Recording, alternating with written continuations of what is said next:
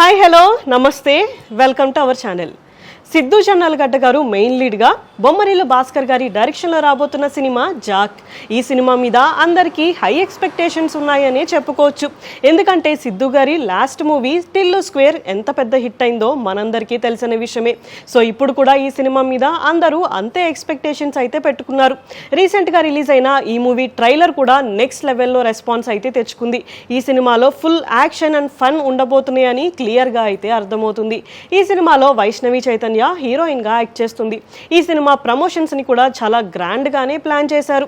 అయితే ఈ movie starting లో బొమ్మరిల్లు భాస్కర్ గారికి అండ్ సిద్ధు గారికి మధ్య గొడవలు జరిగాయని, చాలా డిస్టర్బెన్సెస్ వచ్చాయని, ఒక సాంగ్ షూట్ అయితే అసలు భాస్కర్ గారు లేకుండానే జరిగింది అని చాలా న్యూస్ అయితే స్ప్రెడ్ అయింది. అయితే రీసెంట్ గా జరిగిన ఒక ఇంటర్వ్యూలో ఈ ఇష్యూ మీద సిద్ధు గారు రియాక్ట్ అయ్యారు.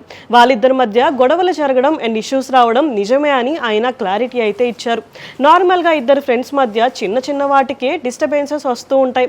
అలాంటిది ఒక 2 hours మూవీని అందులోని ఇన్ని మంత్స్ కలిసి వర్క్ చేస్తే ఇలాంటి గొడవలు చాలా కామన్ అని, అందులోనూ ఇండస్ట్రీలో ఇలాంటి గొడవలు నార్మల్గా అవుతూ ఉంటాయని సిద్ధు గారు చెప్పారు.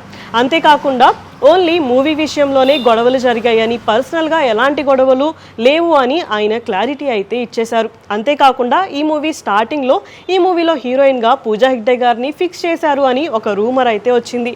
దాని గురించి కూడా సిద్ధు గారు మాట్లాడుతూ, ఫస్ట్ నుంచి కూడా ఈ సినిమాలో వైష్ణవినే హీరోయిన్గా అనుకున్నాం, అసలు పూజా హెగ్డే గారు మా మైండ్లోనే లేరు అని ఆ విషయం గురించి కూడా క్లారిటీ అయితే ఇచ్చేశారు. సో ఫైనల్గా సిద్ధు గారు మాట్లాడిన మాటలను బట్టి చూస్తుంటే వాళ్ళిద్దరి మధ్య గొడవ జరగడం నిజమైనప్పటికీ ఇప్పుడు అదంతా సాల్వ్ అయిపోయి ఈ ఇష్యూ నార్మల్ అయిపోయింది అని అర్థమవుతుంది. సో ఫైనల్గా April 10th రిలీజ్ అవ్వబోతున్న ఈ సినిమా ఆడియన్స్లో ఎలాంటి రెస్పాన్స్ తెచ్చుకుంటుందో చూడాలి. ఇలాంటి వీడియోస్ కోసం మా ఛానల్ని సబ్స్క్రైబ్ చేసుకోండి. Thank you for watching.